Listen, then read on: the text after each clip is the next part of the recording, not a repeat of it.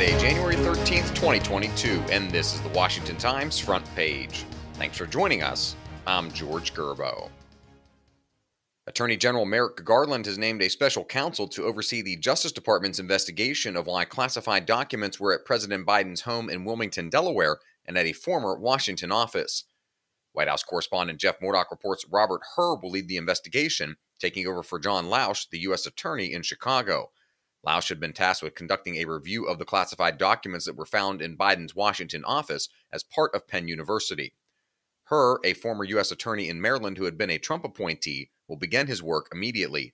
He'll investigate the possible unauthorized removal and retention of classified documents or other records, according to the order signed by Garland. A recent Trafalgar Group poll of 1,000 Republican voters shows just 14% pick Ronna McDaniel in a head-to-head matchup with Harmeet Dillon in the race for Republican National Committee chair. Seth MacLachlan reports Trafalgar conducted the poll after McDaniel panned an earlier survey that found even less, just 6% of those surveyed wanted to see her reelected. The polls don't have any practical effect, however.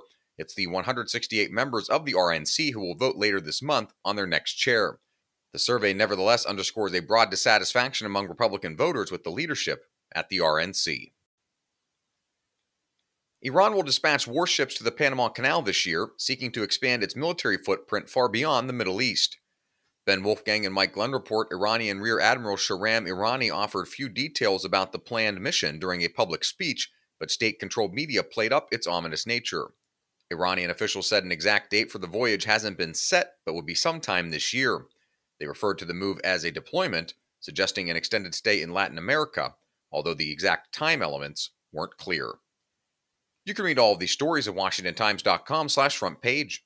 You can also find our entire lineup of Washington Times podcasts at WashingtonTimes.com/podcasts.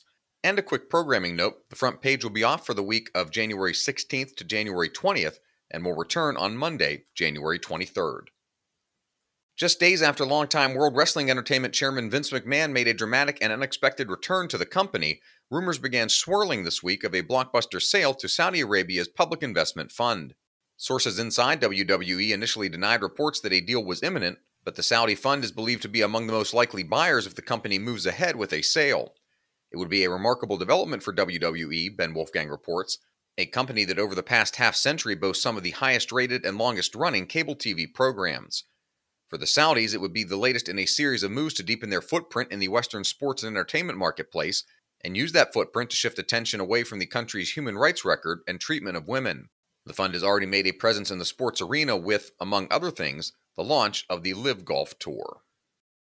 Educators nationwide are sounding the alarm over ChatGPT, an upstart artificial intelligence system that can write term papers for students based on keywords without clear signs of plagiarism. Trey Vasquez, a special education professor at the University of Central Florida, recently tested the chatbot with a group of other professors and students. He told Arshawn Salai that he'd grade the essays as C's, but added that the program helped a student with cerebral palsy write more efficiently. Other educators familiar with the software said they have no way of telling whether their students have used ChatGPT to cheat on exams. New York City, which has the nation's largest public school system, has restricted ChatGPT from campus devices and networks after students return to classes this month. And finally, U.S. military personnel reported 247 UFO sightings from March 2021 to August 2022, and some of the objects demonstrated unnatural flight characteristics or performance capabilities that can't be explained.